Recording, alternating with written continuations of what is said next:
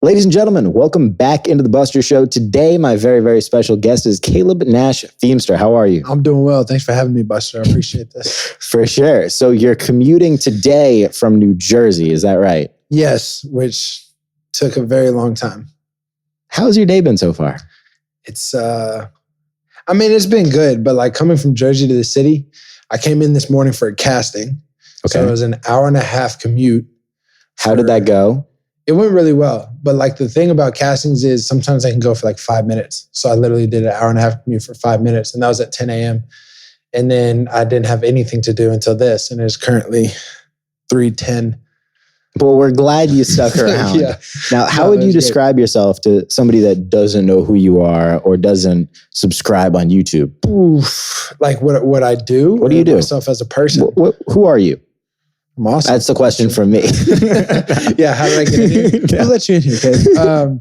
I started out, so I played basketball my entire life. I played in college, and then I played professionally for a little bit before I got hurt. After I got hurt, I started out as a trick shooter. So I just did trick shots on Instagram, basketball-wise. Honestly, just for fun, because my dad is a high school coach. So I've been doing trick shots since I was maybe 6 years old. Just never thought to record them. And then never thought I could make a career out of them. And then I kind of fell into modeling, which led into acting. So now my official bio on IG is actor, model, trick shooter. And that's big. Yeah, bio's big. The bio is big, man. That's my bio on everything pretty much. So yeah, I kind of do a little bit of everything, and I have a YouTube channel now. So acting is the goal. That's the main thing. I acted a lot as a kid, so I love it. It's my favorite. But I never thought I'd ever get paid for trick shots, and here we are. So it's not a bad gig to have. If you could have any actor play you in a movie, who'd it be? Like Chris Pratt. If I could have anybody's career, listen. If I could have anybody's career not right now, you having their career, them playing your life story in a movie. I know, but like a young Chris Pratt. That would be fire. Yeah. Yeah. He's by far my favorite. He's one of my favorite humans ever, but acting wise too. I think he's hilarious. I think he would really get me as a character. Yeah. He would get you? Yeah, he would. I think he'd nail it. So we first met a little while ago. I think it was at Josh's house, our mutual friend. We met in Malibu. Juggling Josh. Juggling Josh. He hates that for some reason. He hates what? He hates that I call him Juggling Josh. And really? That's like his... What do you call him? I call him Juggling Josh. He is Juggling Josh. My name's Josh Horton. And I was like, yeah, but you're also Juggling Josh. That's how I met him. That's how he is on IG and Twitter and all those things. That is how he is on social. But yeah, we met in Malibu through Juggling Josh. Well, we first met at this influencer game, which was one of the funniest. But I don't even know if we met that day. I don't think we did.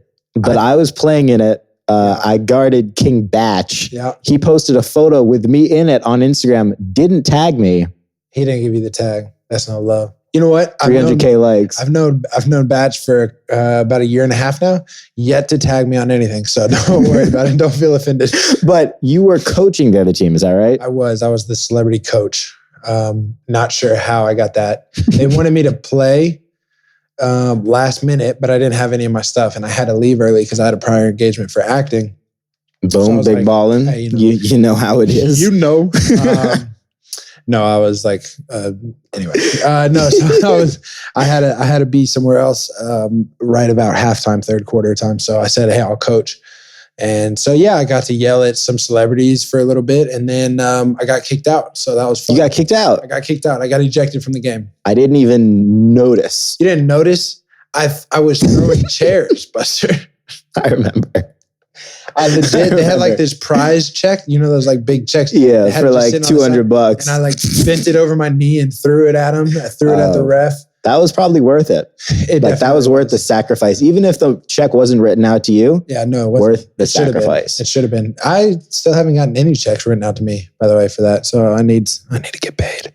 But I had to leave early. So like, why not go out and stop? You know? You get paid 3/4 of a check. That works. Yeah, I'm going to get paid. But then the day after, Josh hit me, or we were talking about doing some sort of video. We went over, we recorded a couple of videos, one for your channel, one for Josh's, with Tory Brooks. That was fun. Yes, it was. And then We hung out in New York, filmed a few more videos, and then we just spent the last week in Las Vegas. Yeah. Which, by the way, a week in Vegas is way too long. Way too long. I was there for 8 days. How did your week in Vegas go? I already know the answer. Do we have to talk about it? We kind of have to talk about it. It is a podcast. Yeah, I guess so. Okay, career-wise, it was good. Like, you know, like, just preface it with the positives. Yeah, let me get the positives out the way first. Career-wise, it was good. Made a lot of really good connections. Got to hang out with you and Josh and Staples and Chris Staples. Everybody hates Chris, the best dunker in the world. Yep. And yeah, so got to hang out with some NBA players and do some NBA type things for their YouTube and their social media and stuff like that. So that was really good. I was also there for a Bleacher Report celebrity game. And that was a lot of fun. A lot of my homies were in it. A lot of my friends that I've known for a while and people I have followed for a while and have followed me. And we got to meet and stuff like that. So that was really and good. have followed me. Yeah, you know, I got to throw that in there. They follow me as well. Yeah, so all of that. And then I was also there for a modeling gig. So all of that was great. It was a great week in Vegas. You still didn't answer the question. I lost a lot of money and I'm really upset. Did you? Well, here's the thing, man. They gave us too much downtime. They did. We had a lot of downtime. It was way too much downtime. And I was hanging out with, like, never hang out with your rich friends in Vegas because I'm not rich. I'm not even close. But I was hanging out with my rich friends and they were like, yeah, let's just go play blackjack. I was like, all right, cool. Let's go find like a $5, $10 table. No, they want to play the $50 hand, $100 hands. And I want to fit in. So I'm like, no big deal, despite taking out a second mortgage on my house. So I'm playing. And of course, the only poor guy at the table loses everything in a matter of a couple hands. And all my rich friends are just racking in the dough. One of my friends who doesn't need any more money whatsoever comes back from Vegas like 5,000 up. Really? And I'm just like, yeah, man, can I get some of that? Like, nobody wanted to toss me a bone. So somebody won $5,000. Yeah, someone came home $5,000. I was with a dude one night at dinner who had just won 30. I can't even imagine, bro. Bro, it's too much. I see some of these people go and like, I said, a YouTuber I watch, he goes and puts 20 grand on red. I know exactly who you're talking about. We don't even. What? That's 20 grand. There is a chance that that's not real though. Let's say they put $5 on it. What do you mean? Just being devil's advocate here. Okay. Let's say they put $5 on it. Yeah. Filmed it. Yeah. And already had the 20,000. Well, they already have the 20 grand. Or let's say 40 grand. Let's say they already have the 40. Yeah. I guess that could happen, I guess. But like, because how do they win every time? We're talking about David Dobrik, obviously. Like how does he win every time? I think he's the luckiest dude ever. I was hanging out with, I had the unique opportunity to hang out with them and the whole crew or whatever because we were shooting a video together. And well, flex. You know, slight flex. Okay, Nash Feemster on YouTube. Anyway, he might be the luckiest. I can tell you're a YouTuber by how you plug your own stuff. You cannot breathe 5 minutes without continuing. But that's my fear. I don't want to be one. So when people ask what I do, I always say like, oh, I'm in advertisement. Because one, especially you say you're in an LA, advertisement, especially in LA, like if I tell people I'm an actor or model, I get one of like 2 or 3 different reactions. It's like, oh, of course you are. Like everybody's out here doing that. So like, what's your real job? You know? Or another one's like, oh, this douchebag. Can I say douchebag? Yeah, you can. This douchebag, like, oh, he's an actor model. And so it's like, it's a negative connotation for some reason. And then throw YouTuber on top of it.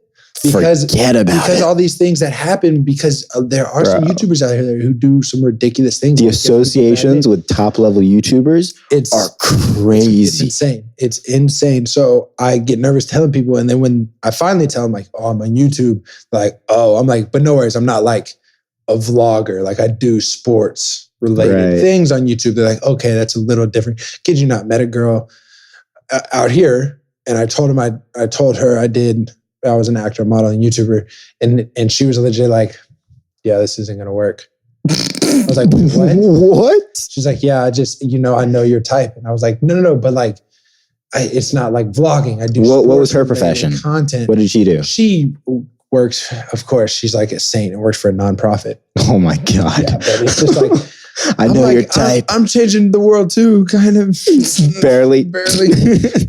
No, but I'm like, barely. I do like basketball things. And she's like, still, I don't know. And then I was like, okay, so like, I don't know. It's just this negative connotation. YouTube done in the right way can have incredible impact on the world, though. So you gotta say that. And I have a lot of friends who are vloggers who I support their stuff, watch their stuff, and are great. But there's a handful that are doing crazy things that give everybody else kind of a bad like taste of YouTube in their mouth. And so yeah, I don't know. It's I don't know how I got off on that little rant, but what were we talking about? I was going somewhere. You were talking about hanging out with the dough bricks. That's right. So, and then you started talking about this girl. I don't know how that anyway, immediately threw up a red card when you said you were a YouTuber. But no, because you said you know you're a YouTuber. One of my fears is being like one of those quote unquote YouTubers. Okay. That like it's like, oh, I'm a YouTuber. Like, okay. Tell me about this situation with them. So at Dobrik's, he might be the luckiest person ever. We were shooting with another good friend of ours. Me and Josh were there with Rick Smith Jr., who is a magician. And card thrower, right? He throws a playing card 92 miles an hour.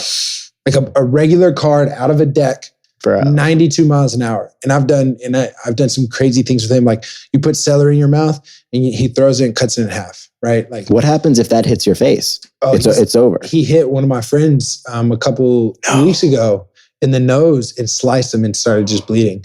Yeah, it's like real life. Yeah, it's tough. So I get nervous doing it, right? But then of course Dave is like, oh, I'll do it, like whatever. And he's hitting everything on David like first try. And then I get up and do it and he just slices my hand. I'm like, no, for real? And then we're all trying to throw him too. And then David's like, oh, let me try, and like does it.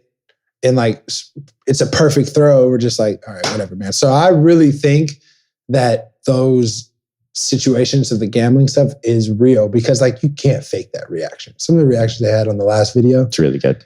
Like that's insane. So point of the story is I'm down a lot of money and I need a little bit of Dobrik luck and a little bit of Dobrik money, honestly. It's the people who can bet a lot. I think those two things go hand in hand. Well, that's true. It's the people that can bet a lot and not worry about it wins. It's the like people who are like, oh, I only have $100 left. I need to make this 500. It's like the cards sense your desperation. And I think that's where it was. You believe in cards sensing your desperation? I don't. After last week, man, I'm up to believe anything. Like Do you believe that there were ever, at one point, aliens at Area 51? Wow. Okay, so hang on. Maybe you have to fill me in a little bit. Yeah. Despite having a social media job and Instagram and YouTube and all that stuff, I'm not up to date. Like I've been seeing a lot of these posts. Like I saw this dude training in the gym to save the aliens. And I was like, what is this? Like, so what is happening? So essentially what happened was this dude, I believe his name is Bob Laser. He made a documentary about Area 51, which was this area where theoretically a couple decades ago, stuff happened there and there were theoretically aliens held in captivity. Okay. He made a documentary about it. It went super viral. He went on Rogan. Rogan talked about it with him. And then a bunch of people decided that they were going to rate it. And then once a bunch of people decided they were going to rate it, the internet kind of did its thing and just made a complete fool of all of these people. Yeah. But did they rate it? Being how large the internet is, over 1 million people have signed up to raid Area 51 now. No. Yes. Where can I sign up? You can sign up on Facebook events, probably /Area 51, whatever it is. I wouldn't. But because I do believe the government has technology to be like, oh, Caleb signed up. Let's just go to his house real quick. Let's make him lose another $500. That could be it. I wish it was 500. Gosh, I hope my mom doesn't watch this. Please. Yeah. But so that's essentially what went down there. But now a bunch of people are speaking out saying, don't do it. First and foremost, there's nothing there. It's just the desert. Well, and don't second, do it because like it's the government. Like, well, that too. If they're trying to hide something, they are going to go through all lengths to make sure it stays hidden. Like, why would you do that? Like, I feel like 1 million people are going to end up in jail or I don't see another country. How crazy would that 1 million people end up in jail? That'd be wild. I don't know, man. Anything can happen. If there's aliens at Area 51, there's 1 million people that can end up in jail. Fair. I don't know. I feel like every day is different for me. One day I'll be like, there's for sure aliens. And then the other day I'm like, no, there's no way there's aliens. I don't know. Like, don't you think they would have found us? You know what I mean? Maybe they did and they don't want to do anything about it. what if we found other aliens? You think us as Earthlings are going to be like, oh, we'll keep it? That news would break in literally half a second. Exactly. There's no way somebody wouldn't tell their friend, and their friend would tell their mom, and their mom would tell their entire school class at school, whatever. You don't think the aliens wouldn't do that for us? I think if aliens are more, let's say theoretically more intelligent than we are, which is met a lot probable, of humans, and it's probable. It's probable. Let's say they are. Let's assume that they are. Okay. Odds then would have to be that they have seen us and decided that we're not worth their time.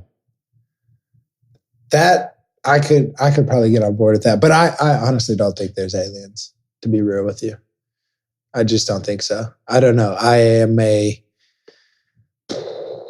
But now I'm thinking maybe there is. I don't know. Where did you grow up? Did you grow up in LA? No, heck no. I grew up in Texas, born and raised. You grew up in Texas. Born and raised.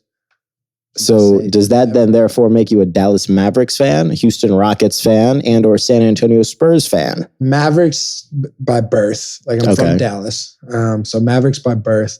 Spurs, I used to hate them, but then like the more I grew in basketball IQ and basketball knowledge, I was like, wow, just Pop in general is a genius. Yeah. So watching them, the biggest complaint, especially during the Tim Duncan era, was like, they're kind of boring to watch.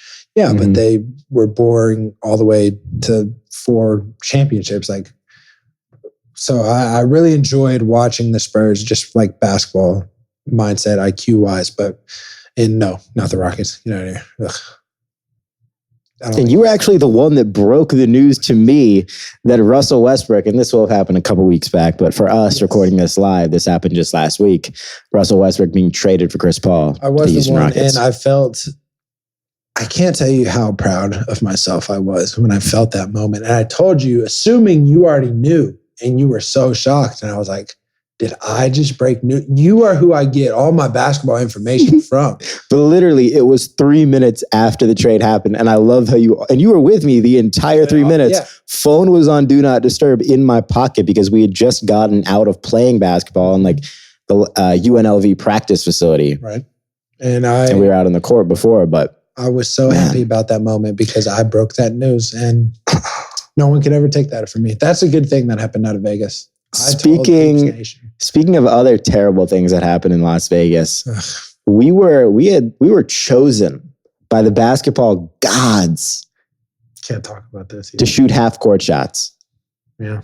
During the Knicks Lakers game. We got Jason Kidd, we got Rob Pelinka, we got James Dolan. Two of my friends were sitting courtside too. Really? And not to name drop, but they're big names. They were sitting courtside and I missed. And as I was saying goodbye to them, like an hour later, the only thing they could talk about, the first thing they say is, "What was that? Did you really miss that?" I was like, "Yeah, I missed it." And to this day, I texted one of them yesterday, and he was like, "I only talk to people who make half court shots." And I was just like, "Oh gosh, well, this is not." So good. Danny Green was also there. There were a lot of people there. So he was the one. He was one. Giving me a hard time. Yeah, Danny Green. Did he say anything about me? No. Consider yourself lucky. Because we made eye contact at the end, and he was like, "Ah." I was very disappointed in myself because that's what I take pride in, being a trick shooter. And shooting half court shot is so simple. So it's my warm-up We had 3 attempts too. One of mine was really close. One of yours, it was the closest, and it bounced front rim, backboard, front rim, bounced out. Brutal. Yeah, it was. But to make matters worse, they brought me out again. Jay told me. 2 days later. And what happened? You're with Austin, right? Me and Austin J. Mills. Shout out. Actually, no. Can we bleep that out? I don't want to give him any credit. Too late. Whatever. Your turn. Me and this other guy I know. We go to the practice gym and we have witnesses. This is 100% true. You had 4 straight? 6 in a row. You had 6 straight? Us 3. We each hit 3 in a row, back to back to back. Whoa. He shot, I shot, he shot, I shot 6 in a row. And Jay's standing there watching this happen. And we're like, oh, we're Gucci. Like, no worries, we got this. We go out there, 6 shots in a row, front rim, bounce front rim, backboard, out. Bounce front rim, straight up, bounce front rim again, out. Like it was literally like there was a cap on the goal. And we're just sitting there. Everybody in the stands is like, how did not one of those go in? Because we had 6 front rim again. And it was just like, it was so I'm so sorry. I can't even show my face. Literally, we got done and we were like, I have to leave. And you know what the worst part about it all is too? Is that like it wasn't like we were all shooting for a car, and that would have been great in its own right, but whatever. We're shooting for children to get tickets to go to an NBA game. I know, man. I felt so sick. I told Jay, I was like, I want to buy them tickets. And he was like, well, figure something out for him. And I was like, oh, yeah, legit will. Because I felt awful for those kids. Because they go out there like, oh, we're on an NBA court. We're about to win tickets. And then, oh, these two guys suck. And now I get a goodie bag. We have two. They were going to introduce us the first time as basketball trick shooting superstars. Which, I mean, I am. But continue.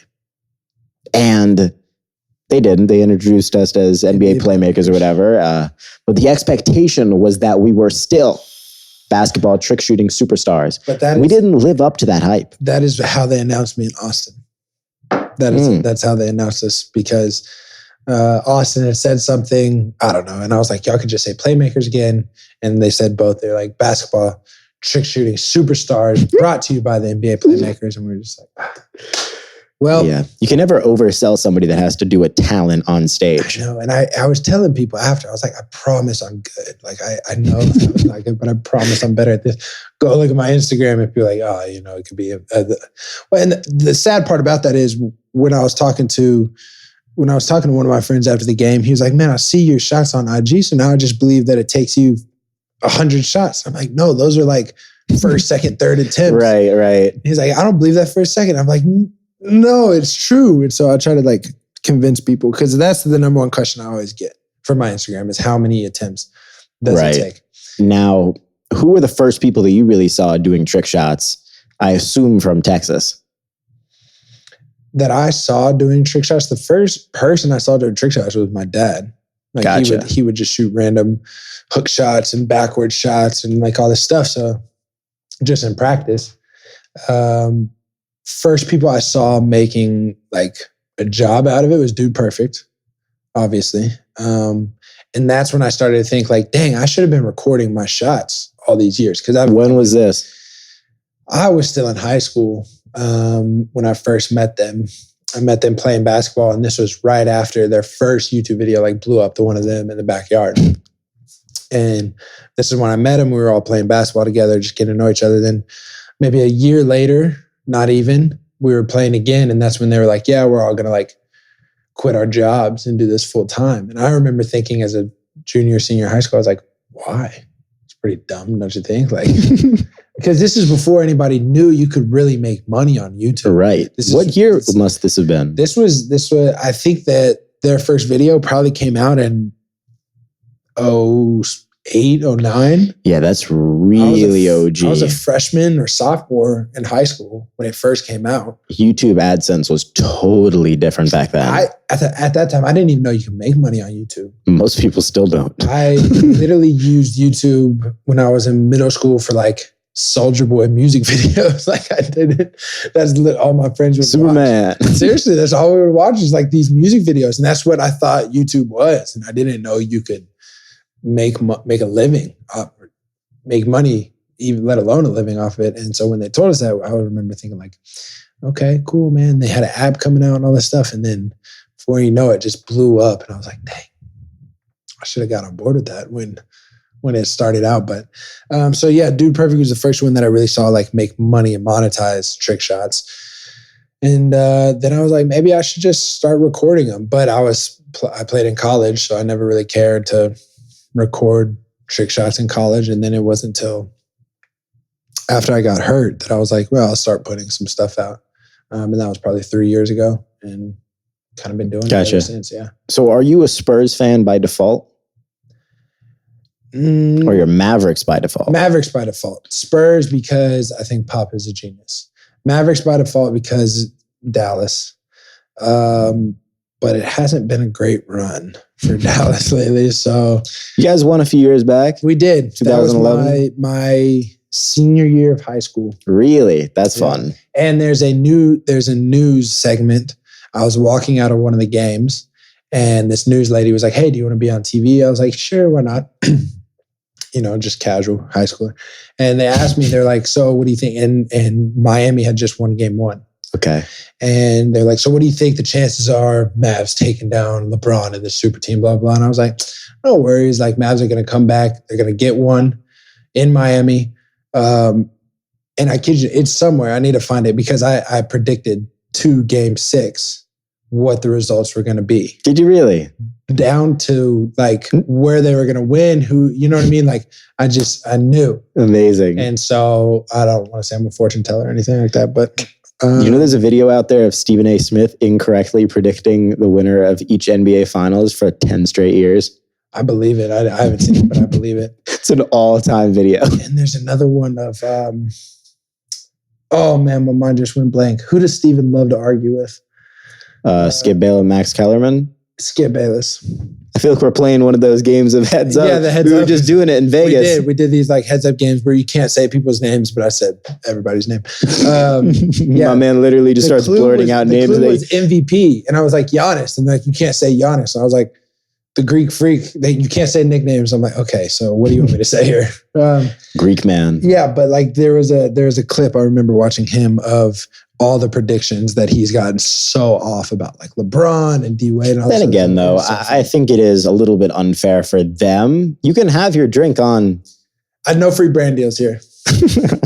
In case you were wondering why I keep it here, I'm getting a drink. I promise. Well, I'll get some water out. I'll cover up. There you go. There will be other people here on the podcast that will bring their entire family with every sponsor, everything. Really? Just I wore a black shirt. Out. And I'm not going to show you what dumb H2O I'm drinking. That could be a heads up game right there. Opposite of dumb H2O. That could be. We did some press conferences as well. We did. Which I think it's neither of us to this point. Probably when this is out, it will have been uploaded. But we did some press conferences on the Portland Trailblazers official Summer League stage and asked some of the most important questions, some of the most pressing questions out there. I love when you get in your president mode. Because you just like your hands get like Obama, your hands get active. This is it. Obama is the easiest person to impersonate, and it's the funniest thing. It's so easy to fall into. I can't wait for y'all to see that video. Yeah, you had some good ones there, but we did ask some ridiculous questions. You know, when you got to run for president, it's extremely important that you keep the American people. The reason why it's so easy to impersonate him is because of how slow he goes. Yeah, and he's got those. Yeah, he's got which is very easy to impersonate. Yeah, if you're trying to impersonate somebody quick, like nobody could impersonate Eminem, right? Apart from Chris D'Elia, obviously.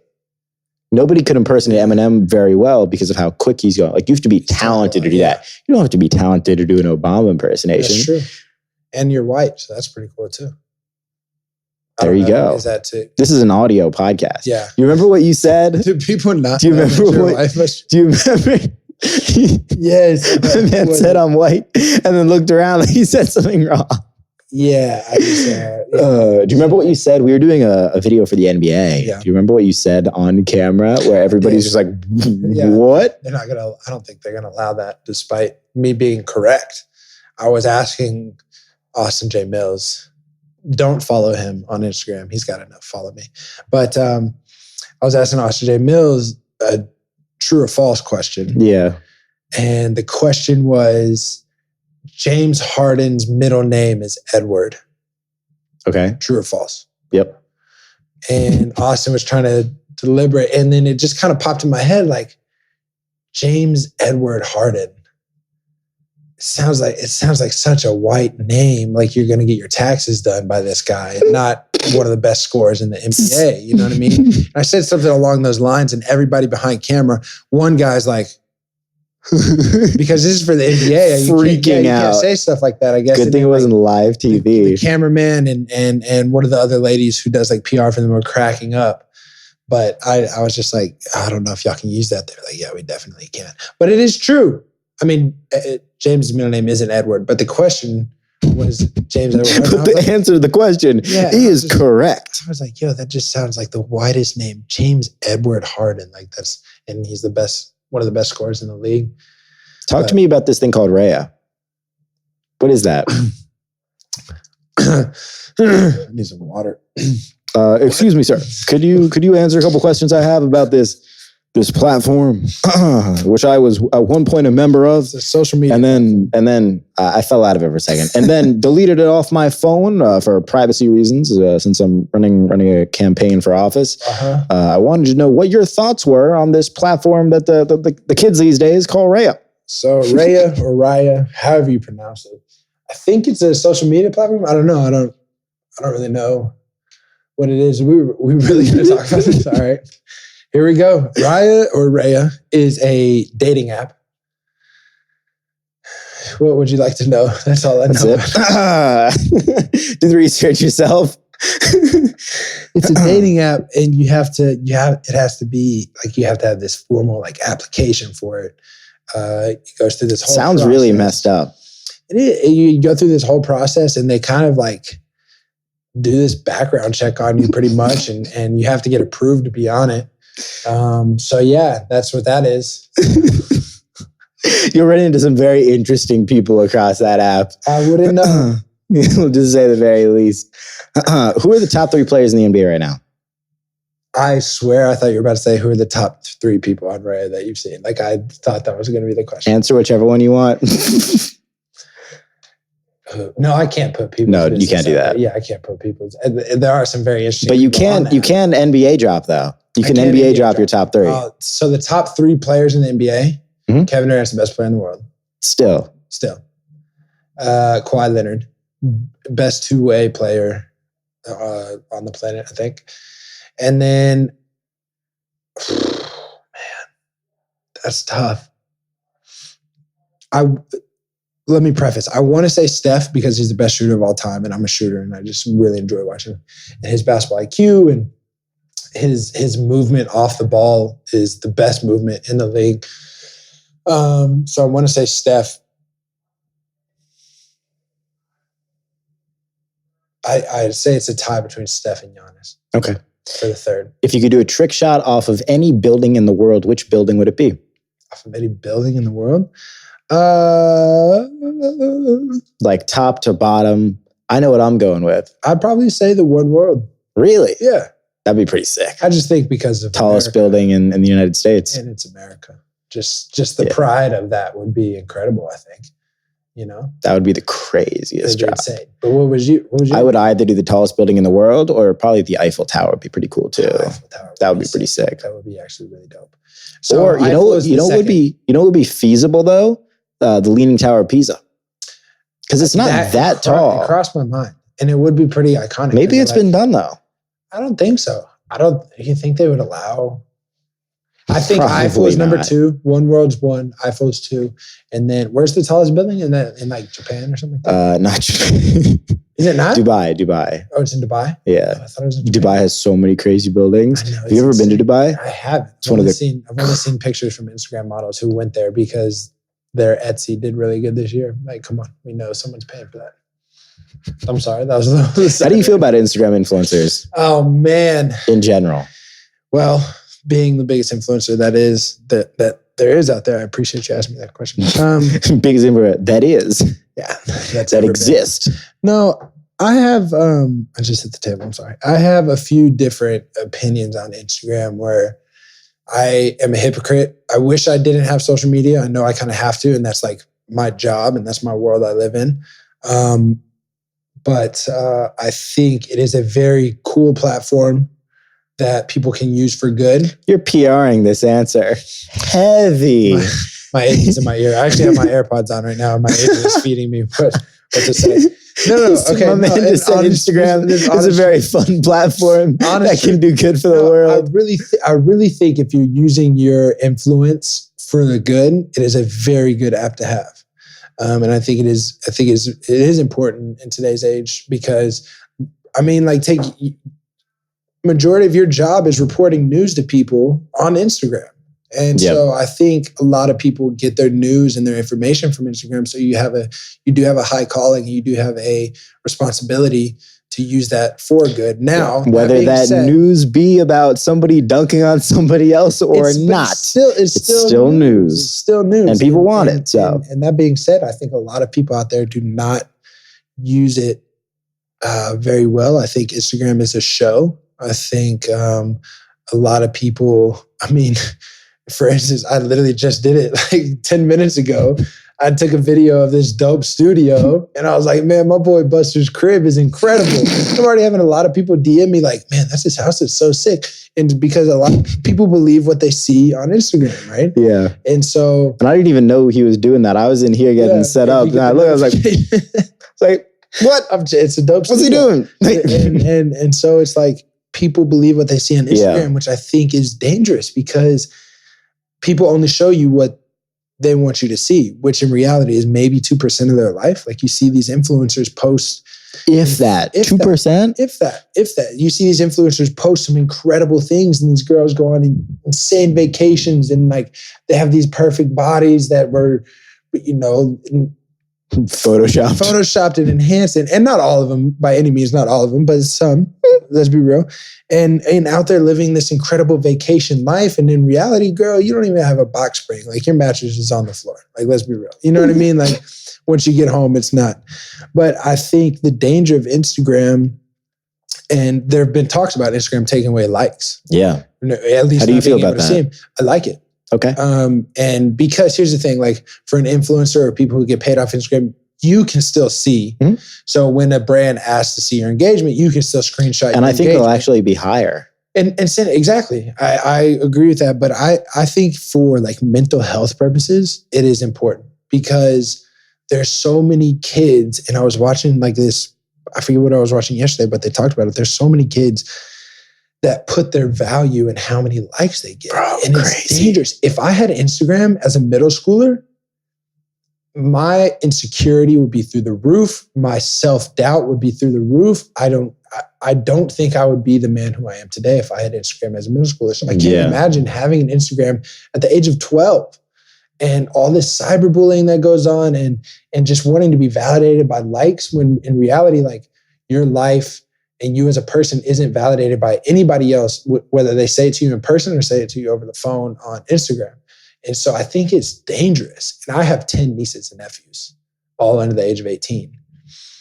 And I think all my siblings are doing a great job. None of them have, except for one of them, none of them have social media because you just said I think they're all doing a great job, except for one of them. Except one of the kids, she's Shout 18, out. 19 now. She has an Instagram because she's out of high school or whatever, but gotcha.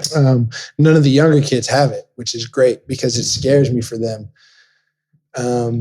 because of bullies and because it's like I have the greatest nieces and nephews in the world and I don't want them to think like that their coolness and their like uniqueness that they have to offer the world is based on someone else liking it in high school or whatever. But seriously, you have these girls on Instagram who are 15, 16, 17 years old who look like they're 25.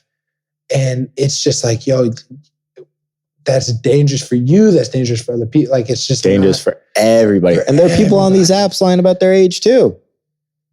That's a whole nother story. I know. That's why I'm only on Raya. If I were on one, it would only be Raya. Because they have to like check everything.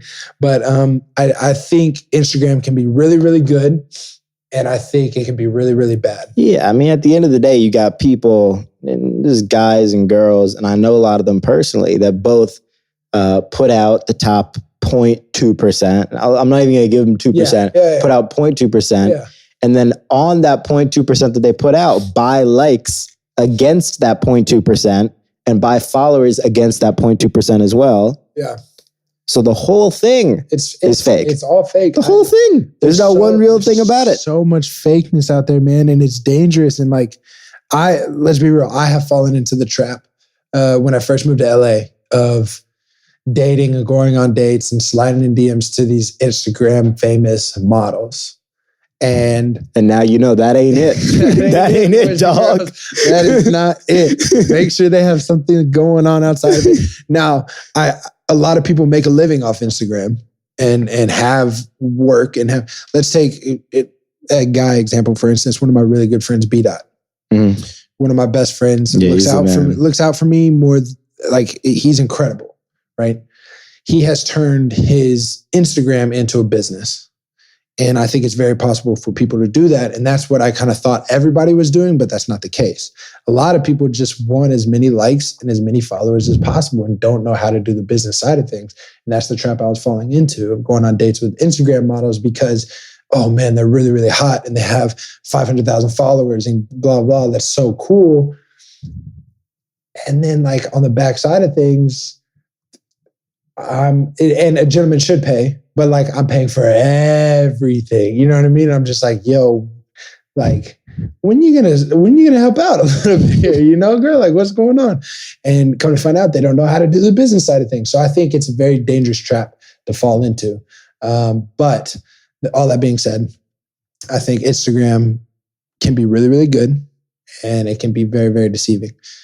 So you just kind of have to be careful about how you use it and what your intentions for it are. Because at one point I wanted to have like a crazy following and I wanted my page to look a certain way. And I got to the point, in LA can do this to you, of I fell into the trap of I'm not getting enough likes, I'm not getting enough followers. It started to affect my attitude when I would post. And so at one point I remember just thinking well, another backstory of my faith is the most important thing in my life to me. And I'm a huge believer.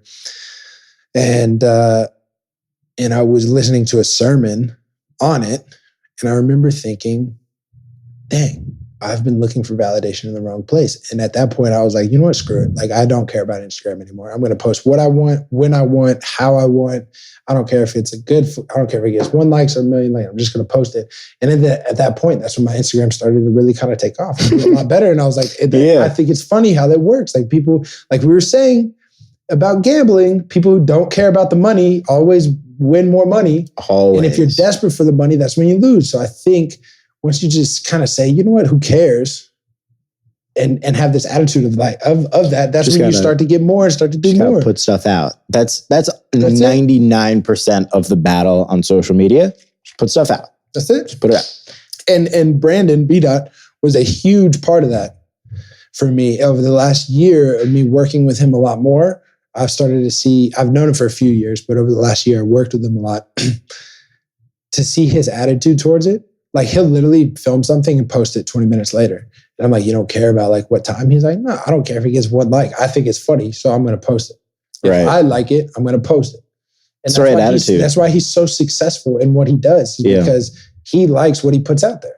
He's not putting on a show. He's being 100% like transparent, and he's being himself. And whether you like it or not, he's putting it out there, and people love him for it. Yeah, and I think there's definitely a lot to learn from him in the sense of just a business mindset as far as what social media can do for you too. Absolutely. Like you can be putting out everything that you find funny. And if you put out everything you find funny, then you have so much on your feed that you can balance that with different business moves that you're trying to make. And regardless, like money aside, because money only gets you so far, puts you in a position to do whatever you want to do. Absolutely. And that's what he's doing. He's doing whatever he wants to do. Whatever he wants to do. He travels more than anyone else I know. He's all over the place, and he'll be in New York this week actually. But he literally just like, he'll still do his impersonation videos. He'll still do different videos. But you see on his page, there's not too many brand deals on his actual page anymore, because he's doing backside business. He's getting commercials. He's doing TV shows. He's doing appearances. He's doing all these other things that his Instagram has allowed him to do. Right. But I think a lot of people just have a one track mind of, I want to get 1 million followers on Instagram. 100%. What are you going to do with that 1 million followers? Like, what are you going to do with that? If you're just posting photos 100%. Of your butt, or just posting videos that are funny, or just posting whatever for 1 million followers, what are you going to, like, you might get a few brand deals here and there, but like I've started to notice brand deals don't work with you anymore. Brands don't work with you anymore based on just following. They do based on interaction. They do based on if you're likable to work with, because people talk in this industry. They do based on so many other things, where you can have 1 million followers and make $0, or you can have 100,000 followers and make 6 figures. You have to know how to work the business side of things. That's what I'm learning a lot about right now. And so I think it's very, very interesting. The backside stuff is most important. Yes, like if you can do something without having to post it on your social media, you've won. Absolutely. That's so smart. Like if you're watching this right now, which millions of you are, listen to what he just said. 34 years down the road. Listen to what he just said. If you can do something without posting it on Instagram, you've won. Brilliant. And that's in both business standpoint and just a life standpoint. Like if you can do both, and I definitely believe in putting out some stuff here and there to show people what you're doing. Yeah, you want people to know what you're doing. You want to stay relevant so that the backside stuff performs even better than it would otherwise. But if you're doing business and you don't have to post about it on social media, you are in a golden zone. If you're doing commercials, if somebody wants you, like what influencers will run into pretty often, and not that I've run into this or that you have or anybody, but other people have, it's that people will want somebody just for their following. Yeah. They couldn't care less about the person. They just know who follows them, what demographics those are, and that is all they're interested in exclusively. Yeah. But if a company cares about you beyond that, and they don't even care about your social media because they know they can push that higher with ad spend or whatever it may be, or push that via commercial or whatever broadcasting system they may use, it's good. Yeah, absolutely. And I think on top of that, kind of to piggyback what you said, is people do talk. And if you're not a decent human being to work with, it doesn't matter how many followers you have. That, like, you gain followers like that, you can lose those fans just like that. Yeah. You can gain fame overnight.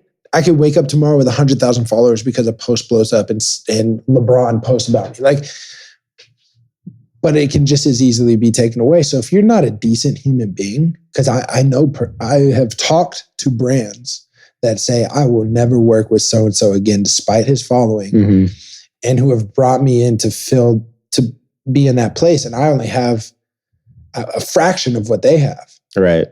Perfect example, this Bleacher Report thing that I just did. Out of everybody there, I was one of the least followed people on Instagram. My YouTube's doing pretty well, which is great, but social media wise total, I was one of the least followed people. The only reason I was taken was because I found this out. And this is why I say Brandon's like a brother to me. He told them straight up, I'm not even negotiating coming until you put Caleb on my team. Brandon, he's a brother for that. Like that's one of the best friends you can have, right? And then getting there and interacting with people and meeting people and all this other stuff. I had one of the people there tell me, we're going to start doing more things like this, and we'd love to have you on board when we get groups together. And I was like, why? Like, I have a small following compared to everybody there. Like, the way you interact with people and the way everybody here you seem to get along with, because a lot of the people there were people I've known for years. Randall Twins, B-Dot, Famous Los, all these people I've worked with a lot in the past. So we just get along really well. And she straight up told me, she was like, this event isn't about followers. It's about building a community. And so hopefully I work with them again based on just being able to be worked with. You know what I mean? So someone can have 1 million followers, but if they're a jerk to work with, that person isn't going to work very much in this industry anymore. So there's so many other things outside of your following that come into play when it comes to brands and it comes to making money, honestly. If you could go back and tell yourself one thing a year ago, what would that be? Caleb, a year from now, you're going to be freaking awesome. You're going to be killing it. No, I'm joking. You're just going to waste it on that. You have all the information. You have all the information in the world to share. And that's what you say. Hey, man, just wanted to let you know, a year from now, man, so much money. So personally, I'd say like, man, I was about to say something mean. I opted out of it though. That's probably best. That's a tough question. Well, now the people want to know. Okay. Let's do like 2 years ago. Let's do when I first moved to LA. All right, change the question. Yeah, fine. No big deal. Well, here's the thing. When I first moved to LA, I saved up a certain amount of money and I blew it so quick. I should have asked that question. And I was broke as a joke. I had $4 in my bank account at one point in my savings account. What would you tell yourself 2 years ago? I would tell myself to stay focused. I got distracted a lot. Stay focused on the goal of what you're out here for, and to just keep being you. Keep being somebody that people want to have in the room, that people want to have around, because ultimately that'll get you further than any amount of followers or any amount of success or whatever. So I think I'd tell myself to stay focused and just keep being true to who you are, because especially out in LA, it's so easy to lose who you are and what you're there for. So yeah, I just say, just keep being focused and keep being you, and kind of let everything happen as it will. And don't date that one person. That'd be one. I think that's a good way to wrap up the video version of the podcast. Ladies and gentlemen, thank you for tuning in via video on YouTube. If you're listening to this right now, you're good. If you're watching this right now, hop over to iTunes, Spotify, or SoundCloud to listen to the 5-minute audio exclusive. Ladies and gentlemen, make sure to drop a thumbs up, comment, subscribe. We'll see you on the next one. Peace.